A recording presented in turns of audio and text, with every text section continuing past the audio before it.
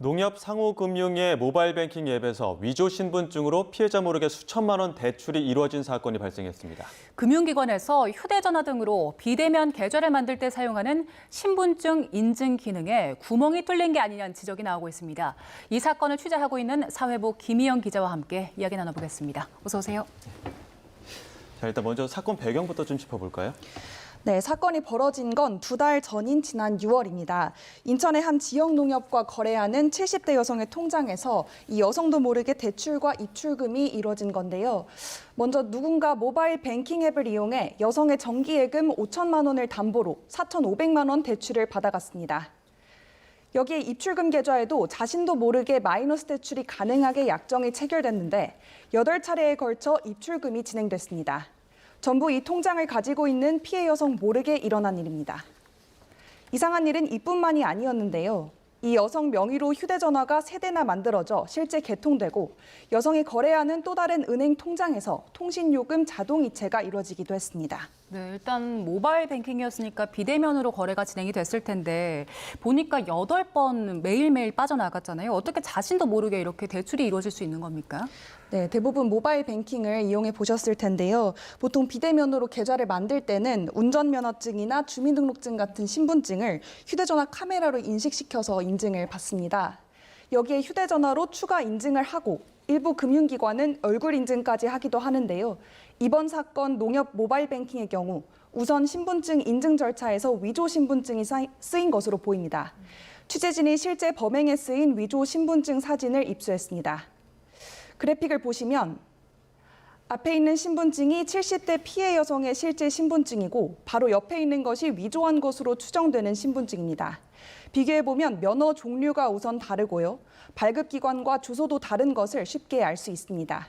심지어 여기 위조 신분증 주소를 보면 서울 송파구 은행동이라고 적혀 있는데 실제로는 없는 주소입니다. 예, 뭐 주소도 그렇고 이렇게 조금만 자세히 보면 엉터리 신분증이라는 거를 누구나 알 수 있을 텐데 이런 위조 신분증이 어떻게 금융기관의 그 보안 시스템을 통과할 수 있는 겁니까? 네, 저희 취재진도 이제 처음 사건에 쓰인 이 위조 신분증을 확인하고 실제 모바일 뱅킹 보안이 뚫릴 수 있는지 좀 궁금했습니다. 그래서 실제 취재진 신분증으로 시험을 해봤는데요. 신분증 정보 일부를 수정해서 농협 상호금융 모바일 뱅킹 앱인 NH콕뱅크로 본인 인증을 시도해봤습니다. 정밀한 위조 수법을 쓴 것도 아니고 그냥 손글씨로 신분증 정보를 일부 바꿨습니다. 일단 주소를 서울 중구 상암동으로, 그러니까 이번 사건처럼 실제로는 없는 주소로 고쳤고 발급기관도 서울특별시 경찰청에서 인천광역시 경찰청으로 바꿔봤는데요.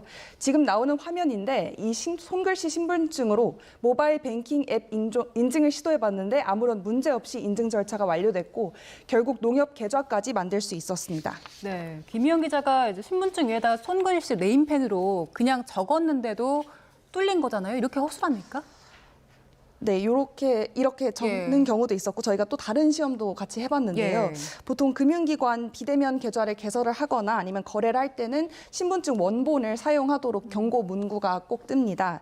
그래서 취재진이 신분증 실물이 아닌 휴대전화로 찍은 신분증 사진을 띄워놓고 인증을 시도를 해봤습니다. 그런데 이것도 역시 문제없이 인증 보안 시스템을 통과할 수 있었는데요. 진짜 신분증이 아니라 일반 휴대전화로 촬영한 신분증 사진, 다시 말해서 사본인데도 모바일 뱅킹 보안 시스템은 신분증 진본으로 인식한 겁니다. 요즘 대부분이 모바일 뱅킹을 많이 이용을 하시는데 그 신분증 인증 시트 어떤 부분이 문제가 됐던 겁니까? 예, 이건 이제 그래픽을 함께 보면서 설명을 해드리겠습니다.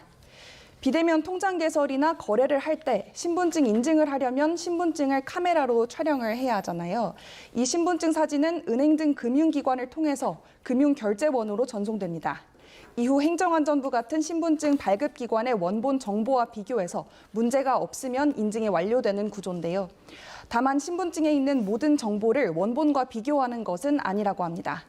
취재진이 금융당국에 물어봤는데 현재의 신분증 인증 보안 시스템은 일부 특정 정보만 원본과 비교한다는 설명이 돌아왔습니다.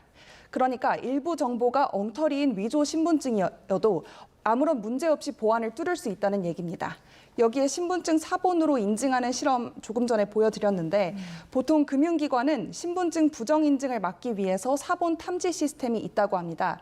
그런데도 취재진 실험에서 휴대전화나 모니터 화면에 띄워놓은 신분증 사본을 진짜로 인식하는 등 문제가 적지 않은 것으로 보입니다. 네, 이런 식으로 쉽게 모바일 뱅킹 보안이 뚫리면 심각한 문제일 것 같은데 그 휴대전화 인증 문자 같은 보안 시스템도 있잖아요. 이번 사건에서는 모두 문제 없이 다 통과를 한 겁니까? 네, 일단 금융당국이 제시한 비대면 실명 확인 가이드라인을 보면 신분증과 계좌 인증, 또 영상통화, 생체 인증 등 방식 가운데서 반드시 2가지는 의무로 진행을 해야 합니다. 피해자도 모르는 무단 대출 사건이 벌어진 농협 측 말을 들어보면 농협도 신분증과 계좌 인증을 했고 여기에 휴대전화 본인 인증까지 3가지 절차를 거쳤다고 합니다. 이번 사건에서는 피해 여성의 휴대전화를 무단 개통해 휴대전화 본인 인증을 거치고 계좌 정보까지 파악해 범행에 이용한 것으로 보이는데요. 만약 신분증 인증 과정에서 위조된 걸 적발할 수 있었다면 피해를 막을 수 있지 않았겠냐는 지적이 나옵니다. 이에 따라 전문가들은 신분증 인증 절차를 강화하고 그 외 얼굴 인증 등 본인인 걸 직접 확인할 수 있는 절차를 확대 적용해야 한다고 강조합니다. 그럼 경찰 그리고 금융당국에서는 이번 피해 그 사건 경위 파악하고 있습니까? 네, 금융기관에서 터진 사건이다 보니까 금융감독원이 조사를 벌이고 있는데요. 농협 상호금융 모바일 뱅킹 앱을 관리하는 농협중앙회를 상대로 위조 신분증이 인증된 경위 등을 파악하고 있다고 합니다. 여기에 경찰도 알뜰폰 개통 사건과 비대면 대출 사건에 대해 각각 수사에 착수한 상태인데요. 경찰 수사를 통해서는 외부 보이스피싱 조직의 범행인지 혹은 내부 소행인지 등이 밝혀질 것으로 보입니다.